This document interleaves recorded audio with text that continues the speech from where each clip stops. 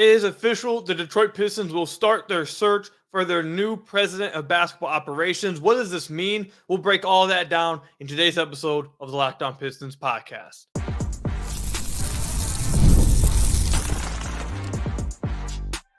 You are Locked On Pistons, your daily Detroit Pistons podcast, part of the Locked On Podcast Network, your team every day.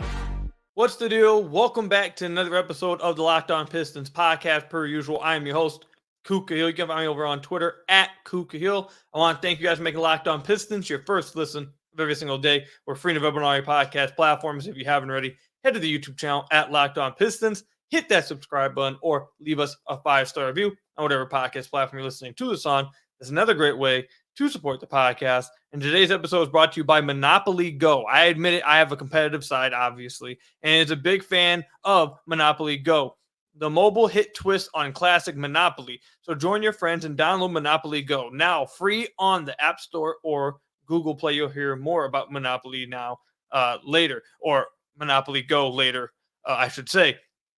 Later on the podcast, we'll talk about whether there should be concern about Cade Cunningham remaining with the Pistons long term. And then also we'll break down the overall theme of exit interviews because today I'm recording this right after getting home. Spent the whole day at the Pistons player exit interviews. We'll break down what I felt like was the overall theme, what my overall takeaway was from the player interviews. We heard from 9-10 players, I believe it is. So we'll break all that down a little bit later. But obviously what soared to the number one topic to be talked about with the Detroit Pistons, Shams has tweeted out, has reported that the Detroit Pistons will start their new search or their search for a new president of basketball operations. He tweeted, quote, after a disappointing 14-68 season. My God, just even seeing that, it's just insane. After a disappointing 14-68 season, the Detroit Pistons have decided to hire a new head of basketball operations and will begin their search process this week. So what does this mean? So there's still a lot of details to be sorted out. There's still a lot of things that we don't know, but I'm going to try to piece it together as much as possible for you guys.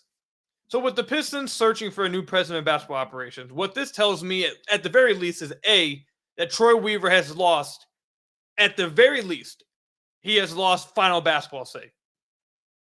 That's at the very least. Now, we'll get into what else it could possibly mean, but as of right now, 4:30 on April 15th, at the very least, he has lost final basketball say.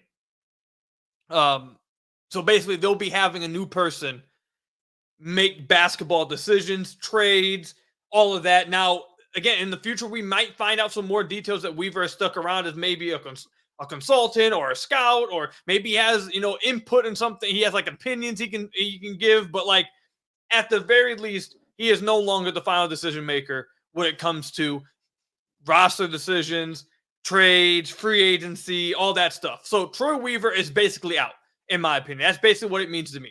Whether he's actually going to be fired doesn't matter. His role as the person putting the Pistons together is done.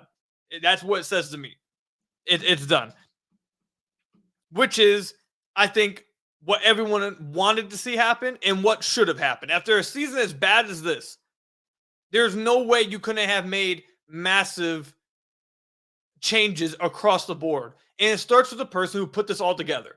So Troy Weaver basically losing that, at the very least, I think he's probably going to end up getting fired, just like outright. But at the very least, losing all of that, good thing. That's absolutely a good thing for the Pistons. I'd say as of right now, and again, this is nothing personal against anyone in the Pistons org, nothing personal against Troy Weaver. This is just simply the job that he did and honestly evaluating it. It was a terrible job the last 4 years, and this year was the worst. So not shocked at all that this happened. I guess the next question is, who is, being considered? Who are they going to interview? Well, James Edwards dropped an article detailing who we thought were some candidates. So I'll go through them and I'll name all the candidates he mentioned in his article. So the first one is John Horst. He is the general manager for the Milwaukee Bucks right now. The Milwaukee Bucks are in the playoffs, but if they flame out, things go wrong, etc., maybe things change. Maybe he gets booted out of Milwaukee. Maybe he wants to leave Milwaukee. So that's a guy that may be of the Pistons' interest. John Hammond, he is the guy that Horst replaced in Milwaukee. He also has some ties with the Detroit Pistons. He was assistant manager with the Pistons at the late 90s, early 2000s. He also was with Orlando. So that's another candidate right there. Another name that I think a lot of people probably know, Neil O'Shea. He is the general manager who is known as the GM during the Dame period in Portland. Dame's entire, basically, I think besides his final year in Portland, Neil was the GM for the Portland Trailblazers during the entirety of Damian Lillard's time with Portland, and he also drafted obviously Damian Lillard, C.J. McCollum, and Anthony Simons. Another name, Bryson Graham. He's going to be a name that maybe not a lot of you guys have heard of. He's a rising executive, James says in his article, that has respect across the league. He's with New Orleans. He started with New Orleans 14 years ago. He is still currently with New Orleans. So that's another person that seems to be of interest. And then an interesting name at the end of this, Dwayne Casey.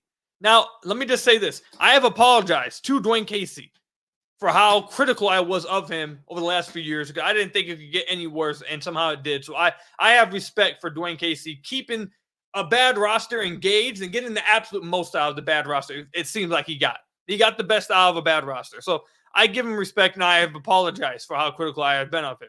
However, the Detroit Pistons, I say this with all 10 toes down, bass in my voice, Cruz Broussard style for any of you guys who, watch First Things First. But with bass in my voice, the Detroit Pistons cannot hire Dwayne Casey as the president of basketball operations. If the Detroit Pistons fire Weaver just to replace him with someone else who's already in the building, who's already in this line of thinking, who has been around, might as well have not even fired Weaver. That's not to say that Casey maybe doesn't agree with Weaver on everything. But if the Pistons are moving on, they need to move on from this era. They need to start anew. They need to retool this entire thing. You do not bring in somebody from in-house. You go out and get someone else who has no ties to anything, nothing. Get someone new and bring them in. Again, this is nothing personal to Dwayne Casey. Maybe Dwayne Casey could become a good president of basketball operations somewhere else, but not here. He cannot be the president of basketball operations here after moving on from Weaver. You're basically keeping the same people in-house. If they do that, that would be a massive mistake. Massive. Go get someone with no ties to any of the players who are just have the job of putting the best team on the floor and coming with an outside opinion, because they don't need any more opinions from people in-house. We've seen what the people in-house have done. Just get someone new. You need to go out and get some new. That's what needs to happen here. So, I don't have any preferences as of right now for who the Pistons should hire. I'm not going to sit here and act like I have I've been hanging out with these guys and I know everything about these dudes. Rarely does anyone really know a lot about, like a guy like a Bryson Graham. People don't really know much about him. A lot of times people say if they know your name, it's usually for a bad reason. Like, people know who Neil O'Shea is because Portland wasn't able to get to the finals or have a real great long sustained success with Dame. Or John Hammond, people know him because he was fired.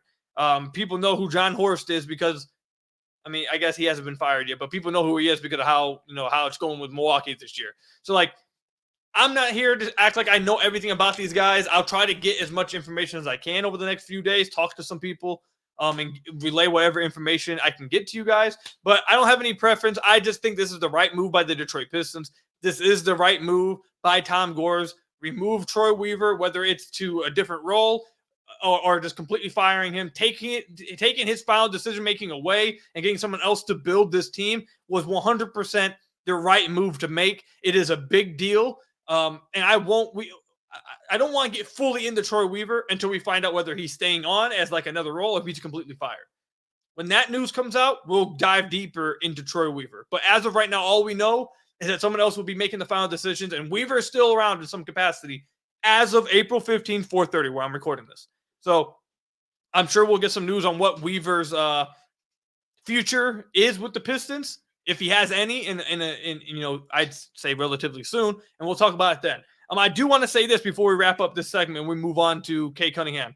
I asked James who's going to be handling these interviews for to make the hire of the president of basketball operations. Is because if the front office is leaving, is it just going to be Gores making the decision? Is there someone outside that he's hiring to make the decision?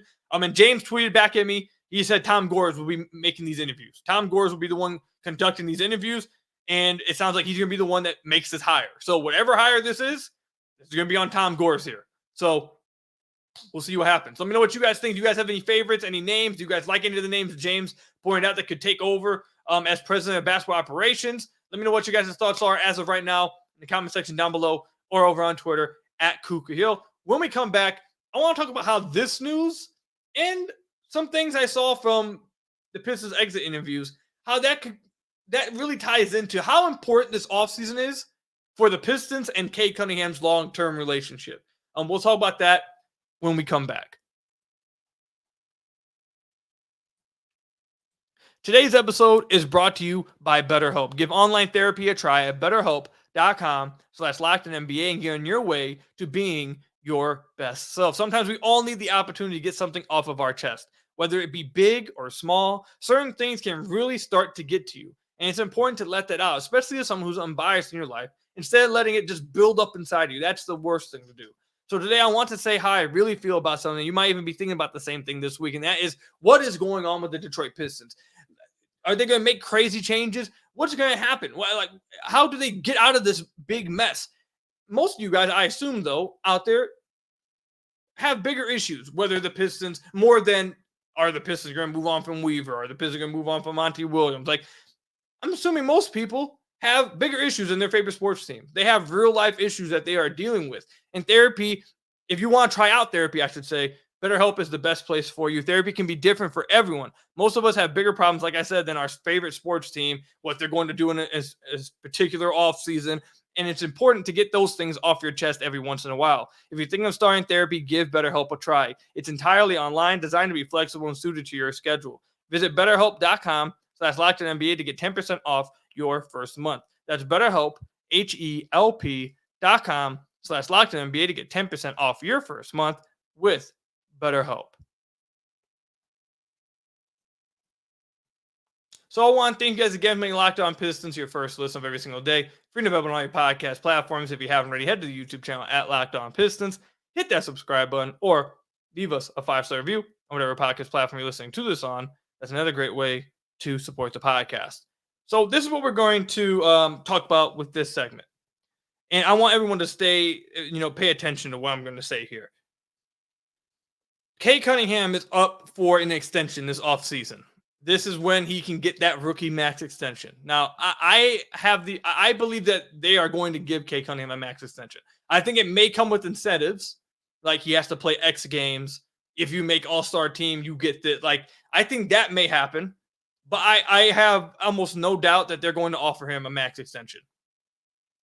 And it's not going to be I believe it's the $260 million he can get because he didn't make an All-NBA All-Star team. I think the most he can get is $225 because of that. Either way, as of this offseason, the pressure is on the Pistons. Remember, over the last few years, we've talked about, and maybe not talked about, but maybe just hinted at that. Hey, you got the first overall pick. When that happens, that clock. My goodness, can I speak today? That clock starts to tick, starts to go. And as you know, in the beginning, it's not ticking as fast. But as time goes on, it starts to pick up. And now we're in year 3, heading into year 4. And that clock is ticking. And there is pressure on the Detroit Pistons. Now, I want to play this Cade's answer to a question asked by James Edwards III. He asked him about, have you thought about your contract extension this offseason? And have you thought about, staying your long-term, staying here in Detroit for a long time? We're going to play that for you, and then we'll come back. You're eligible for extension summer. Have you thought about that at all in the hopes of staying here and continuously live that? Yes, because I've thought about my extension. I think that's pretty obvious. I've definitely had that on my mind. But at the same time, though, I've been making making sure that I don't get ahead of myself. If I wasn't, if I got in a car crash and I wasn't able to play anymore, those type of things don't happen. So I'm just taking it one day at a time and, staying in the moment. When that gets here, it'll get here. Lord willing, it does. But for me, just focusing on next season and how I could help improve the team, how I could improve my game, how I could bring more to the table is everything for me. So that's where. So now I want to talk about, obviously, what you said there in this video, or in this clip I had. And I want to compare it, not compare, but I also want to add on to the fact that the Pistons are now searching for a new president of basketball operations this offseason. And I'm telling you guys, this is going to be the start of massive changes across the board. And is it massive changes across the board? How do I want to say this? They're making massive changes across the board, obviously, because they won 14 games this last year. Like, quite obviously, that is why they're making these massive changes. But another small, like, if there's like there's a big tree, okay? Let's say there's a huge tree in the backyard, and you're trying to figure out what's the reason for this big tree, sprouting up, and you're trying to get rid of it. The biggest reason, part of the tree is because the team was trash last year. They won 14 games. But a few little branches on the tree, some of those reasons, a few of those little branches are Cade is entering a rookie extension.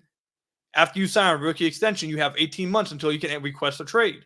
And as you see, with all these young players, usually they all sign the rookie max. Do I have questions of whether Cade's going to sign the rookie max? Absolutely not. No one ever is going to turn that down. It's not going to happen. If that is offered, he is going to sign it. What happens is you sign the rookie deal, you sign your extension, and then basically the clock starts immediately. It starts to pick up. And you got 18 months basically to prove to that player that the team is heading into the right direction. Am I saying that the Pistons need to prove to Cade that they're championship contenders in 2 years? No. But they need to show that they have a direction. They need to show that they are on the right track, that they're taking big improvements, and there is an outlook, there's a clear plan to contention. Because right now there is none. There is no plan. There is no direction. It's just hopeless right now. So what I'm saying is, I guess what I should say is this. Do I think Cade Cunningham wants to leave Detroit? No, I don't think he wants to leave Detroit. As you heard even in that answer that I just played for you guys, I wouldn't say he was dismissive of the extension. I think he was, obviously he's thinking about his extension and that he wants to take it day by day. Anything can happen. He wants to be grateful day by day. But James did also ask about his long-term interest in Detroit, and he kind of sidestepped it. I don't want to put words in Cade's mouth. Oh, I just realized I didn't have my nameplate on after that clip. My fault. But I don't want to say Cade was just dismissive of that, or I'm hinting that Cade's trying to say, I don't want to be here, get me out. That's not what I'm saying. I do think he sidestepped it on purpose. And I do think this is the start to trying to put some pressure, whether it be just not crazy pressure, but even if it's just a little pressure to let the franchise know, hey, I need to see a direction, or I don't know about how long-term our relationship is. And again, when you are entering the rookie extension phase, they have 18 months after that. That is your time to prove to this player that this team is the best for their career, that this team has a plan and they have a direction, which is why the Pistons, again, is it because they had a bad season this past year? Yes, obviously. That is the biggest reason. But another key reason why they're doing this, why they're going to be making all these changes, I'm telling you guys, they are going to be making a lot of changes. The reason why they're going to be doing this is to prove to Cade that they have a direction, to show Cade that they are trying to put a winning team around him as soon as next year, that they are trying to put a good product around him, and they are trying to show him that there is a direction for this team, that there is a direction for Cade Cunningham long term. So again, to just wrap this up, do I think that Cade is not going to sign the rookie extension? No, yes, I do think he's going to sign the rookie extension. There's no way he's not going to sign. I don't think anyone ever will not sign it if it's offered to them. And I don't have any reason to believe the Pistons won't offer it to him. Do I think Cade wants to leave Detroit? No, I think he loves Detroit. I think he loves the city. I think he loves the players, or not the players, but the people. I think he loves the people of Detroit. Now, I think he wants to be the person that turns Detroit around. Actually, I know that. Let me stop beating around the bush. I know Cade wants to be the one that turns Detroit around. I know Cade wants to lead the Pistons back to glory. I know he likes the city. This is not me guessing. I know this stuff. I know Cade likes this place. However, what Cade, if the Pistons don't put a good product around him and they don't make these changes that they're going to make, which I think is a good move. I think they're doing the right thing to try to, because they know there's pressure on them now. And obviously they had a terrible season, but I think they're going about it the right way. However, they have to execute it. They have to do it right, because if they don't, and it's another bad season next year, it doesn't matter how much Cade likes the people. It doesn't matter how much Cade likes the city. It doesn't matter how much he wants to be the person to turn on the Detroit Pistons. At a certain point, with all young players who are top picks, like the number 1 overall pick, once they get their extension, what happens is at a certain point, usually it's around 18 months after their contract, maybe 2 years, you have to ask the question, is this place best for my career? Is this the best place for my career? And the Pistons have that pressure on them now. They know that. They don't need me coming out here and saying it. They know that. That's why they're making all these moves. And Cade also later on was asked if he's asked about anything in this offseason, will he give his input? Basically, he said, absolutely. If they ask me anything, I will answer. And I'm telling you, he will have input. I am going to guess that they will confront Cade on some things, because they do not want Cade to leave in a few years. They want to show Cade they want to build around him. They want to show Cade that they have this direction. They want to show Cade that they are on the right path to winning. Like, that's happening right now. But I think the reason why I wanted to talk about it is because I saw for the first time, I feel like, in the Pistons community, a real level of anxiety about this offseason. Like a real level of anxiety about, is this really the start? Like, are we going to look back? Is this the start of the end? It's like, is this the start of, like, in a few years, if Cade asks out, is this what we're going to be able to point back to? Like, is this the start? Like, there is a level of anxiety around the team right now, as there should be. There should be pressure on this team to put something around Cade, to show him that there is a direction for this team, that there is a plan for this team. And I think they're doing that. They're going to get a new president of basketball operations. I believe that president of basketball operations is then going to be given the decision to get rid of Monty and or Gores, or not Gores, and or Weaver. Gores, this is mixed with opinion and from stuff I know and I've heard. The new president of basketball operations, I believe, is going to be given the decision to move on from Weaver and Monty. If Monty stays, it's not going to be because they were scared to swallow his contract. It's going to be because this president of basketball operations decided Monty can stay. I like Monty. He convinced me, etc. If Weaver stays like that, I think Weaver probably will be a little bit more of a ownership decision. But either way, the president of basketball operations will have the final say on things. So I think there's going to be massive changes across the board. I think that's good for the team. And I think it's good to be happening this offseason, the same offseason that Cade signs this rookie max extension. I'm assuming he's going to get. He signs the extension, and the same offseason, you show him all these massive changes that you are making to put a product on the floor that makes sense and a future around him and a clear direction that he can believe in. And if they do that, everything should be good. Everything should be fine. There should be nothing to be worried about. But over the last 10 years, that's what has everyone worried, because over the last 10 years, they have not been able to do that. They have not been able to have a great offseason. They have not been able to get a clear direction that works. So will that happen this offseason? Who knows? We'll see. But they're trying. And we'll see, man. We'll see. I think they're doing the right things. I think things are going to look really different next year. And I want to say for the best. I want to say for the best. And heck, it can't get worse than this. Like, there's no way that could be worse than this year. So we'll see what happens. Let me know in the comment section down below how you guys feel about this. Do you guys feel the pressure building when it comes to Cade long-term? Do you think there's any reason to be talking about Cade long-term with him heading into just the offseason of even being offered the rookie max extension? What are your guys' thoughts on all of this? Let me know in the comment section down below or over on Twitter at Kuka Hill. When we come back, I want to talk about some overall themes that I got from the Piston player exit interviews. We'll talk about that when we come back. I've been told I'm a pretty competitive person, and that person may be from my friends, from my wife. I think you guys would believe it. I think you guys probably think that's true as well.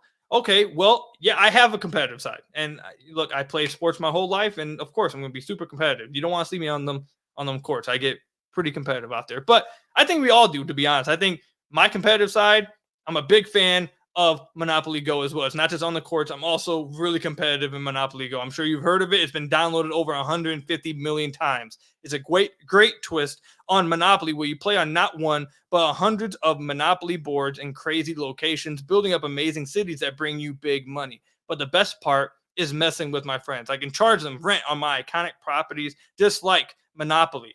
But now I can also rob their vaults of riches for myself. And the leaderboards show me who the biggest Monopoly tycoon is. But it's not just my competitive side that loves it. You can team up with friends and people all around the world in time tournaments to earn huge rewards. So get in on the game and join your friends. Download Monopoly Go now free on the App Store or Google Play. Again, download Monopoly Go now free on the App Store or Google Play today. So I want to thank you guys again for making Locked On Pistons your first listen of every single day. Free and available on all your podcast platforms. If you haven't already, head to the YouTube channel at Locked On Pistons. Hit that subscribe button or leave us a 5-star review on whatever podcast platform you're listening to this on. That's another great way to support the podcast. Before we get into the exit interviews, I do just want to say again, I'm going to talk to some people. I'm trying to get as much information as I can on some of these candidates. And as soon as I get as much information or any information, of course, I'll be relaying it to you guys. We are still, just because the Pistons season ends doesn't mean Locked On Pistons stops going 5 days a week. We are still going 5 days a week strong. So stay tuned. I will be gathering as much information as I can for you guys. So, and hopefully we get some even more news considering what's the decision with Weaver, how's this going about, when the interviews are actually taking place, who's getting, all this stuff. And like I said, we'll be on top of all that here with Locked On Pistons, obviously. All right, so I was there for the Pistons player exit interviews. It lasted quite a long time. We heard from almost, I think, 10 players, I believe. So it was fun. I liked being there. It was interesting being there and seeing the players and what they had to say. A few themes that I got from the player exit interviews.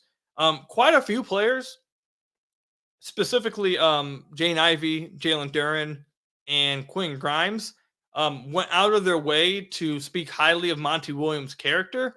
I think that was interesting, especially with all the noise around Monty Williams, the rumors around Monty Williams potentially being fired, or the rumors a few weeks ago about the buyout, and then so obviously his future is up in the air. And to see Jane Ivey, who was, let's just call it what it was, benched at the beginning of the year for Killian Hayes, and I think a lot of people in the Pistons community would say had an up and down year with Monty. Gave him praises as far as his character and being a strong presence in the locker room, I would say. Went on to talk about how he was very steady and that Monty told him specifically that he will be better and that the players also need to get better. So Jane Ivey went out of his way to say that. Quinn Grimes said he was the same dude every single day. What you couldn't tell that the team was 13 wins or whatever because he was the same dude every single day. And then Jalen Duren went out of his way to also say some compliments about Monty Williams' character as well. Now, I didn't see many of them, I don't think I heard any of them talk about like on the court stuff when it comes to Monty, but his character and him as a person, I thought they sung his praises. And again, when people like myself are criticizing Monty Williams, when people like myself are saying that Monty Williams should be fired, it has nothing to do with him as a person. It has nothing to do with his character. But I think Monty Williams has well established for a while now that he is a great man, that he is a good person. He's a person based in faith. He does right by people. He tries to do right by people. He's a nice guy. Like everything we've heard about Monty Williams suggests he's a great person, that he's a good man. And no one, like when people critique him, it's nothing to do with that. So it was cool to hear that from them. I do think that's pretty interesting to hear. I don't know if that will play a part into whether he stays or not. But I just thought it was interesting to see them because they weren't being asked directly about Monty Williams' character. They were just going out of their way to mention it. I think the only player that was asked directly about Monty was Jaden. And I think it was about how the season went up and down and having to come off the bench at first. So it wasn't even about his character. So they all went out of their way to kind of talk about Monty's character. So, but But yeah, I think everyone knows that Monty is a good person. I don't think that was ever questioned. Another thing that happened, I thought that was pretty interesting to hear was Jalen Duren and Simone Fontecchio really spoke highly of Cade Cunningham. Simone Fontecchio, I have the clip right here, but I can't. My computer is taking forever to download the clips. I want to get this episode out for you guys as soon as possible with the news that the president of basketball operations dropping. It's taking forever to load, but maybe I'll play it or I'll put it in the comments if I can get, or in the link below if I can get it downloaded in time. But basically, Simone Fontecchio talked about how he loved playing with Cade Cunningham. He said when he first got here, Cade was the first one to come up to him and immediately was like, hey, where do you like the ball? Where can I get you in your spots? How comfortable are you and where? Blah, blah. And Simone Fontecchio was like, I've never had someone ask me that stuff. I've never had someone care enough to come up to me and ask about that stuff. He talked about how Cade draws so much attention and opens stuff up for other people. He talked about how Cade was such a great leader. And then he's talked about how Detroit should be lucky to have Cade Cunningham. And Jalen Duren also went on to sing his praise and talked about how playing with Cade just makes things so much easier because defense is focused so much on him. It opens up the floor for everybody else. So I thought it was interesting to see his teammates speak that highly of him. Simone Fontecchio really was just speaking glowingly of him. It looks like Simone Fontecchio really loves Cade. Like he was speaking very glowingly of Cade. But that was another key theme. A lot of good stuff being said about Cade as a leader, and also when it comes to actual stuff on the court, when it comes to making the game easier for his teammates. Specifically when it comes to Jalen Duren and Simone Fontecchio in the player exit interviews. And the last thing I'd say is my takeaway would be is the whole Cade Cunningham thing. And the thing is that being there when James asked that question, first of all, I was shocked that James asked the question. I didn't think anyone actually would ask it. And he made sure to put in that part about in Detroit long term. He didn't just say the extension. He said about your belief. I forget how he exactly worded, but basically it was Detroit long term here, being here long term. And again, I don't think Cade. I thought it was just really interesting when he answered it this way. My eyebrows did. I was like, okay, that was interesting, because he didn't just come out and say, yeah, Detroit's my, whatever. And it doesn't mean he doesn't feel that way. He may be trying to put pressure on the organization. I'm sure probably that's how it goes. But that did catch my attention, that he didn't just come out and say like, yeah, ready for this extension, want to be here long term, love the city, love this team, I believe in this, like all this stuff. He could have went that route, and he didn't. So I thought that was interesting. And another funny thing that happened, I'm just going to point this one out. I didn't tweet this out, but Isaiah Stewart is asked about trusting this team and trusting the future, whatever. And he went on and say like, yeah, I have a lot of trust in, and then stopped, because I talked with some few people in the media room, like they felt that they heard the same thing. But like it 100% felt like he was about to say trust in Troy and had to stop himself, because the saying has been trust in Troy for like the last 4 years. And he was about to say, yeah, I have trust in, and then he paused for like 5 to 10 seconds trying to figure out something else to say. And then he ended up saying, I have trust in my players, my teammates to get better, and all that stuff. So I thought that was really funny to see, because I thought he was clearly about to say trust in Troy and had to stop himself, which was interesting to see. But that's all I've got for you guys today, man. I'll be updating you guys with the news as it comes in, when it comes to Monty Williams, Shorter Weaver, interviews for the president of basketball operations, anything I hear, I got you guys. I'll be dropping it all off season, so stay tuned for that. Thank you guys for making Locked On Pistons your first listen of every single day. Free and available on all your podcast platforms. Hit that subscribe button at the YouTube channel. Leave us a 5-star review, whatever podcast platform you're listening to this on. Until next time, I'll see you guys later. Stay safe out there. And until next time, peace out.